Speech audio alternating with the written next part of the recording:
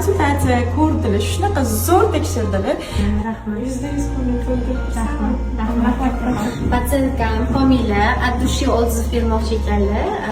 Komila mayyalar bilan ishlamoqchiman. O'zim ishlayotgan qanaqa feritillarim, qanaqa o'zlaricha o'zi ayrim bir joylarda mendan ko'p informatsiyaga ega patsient, ovqatlanish, protein.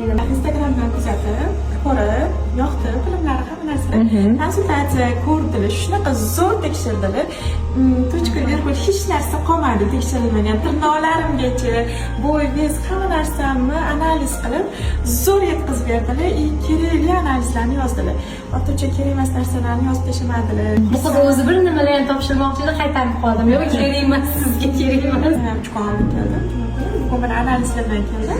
Menga lecheniya yozib berdilar. Xursandman, 3 oydan keyin yana rezultatlar bilan bo'lishamiz. Qayta qabul juda ham muhim, chunki biz birinchi ko'rikda patsientlar muammolarni aniqlaymiz. Nima kam, nima ko'p, nima yetishmovchiliklar bor.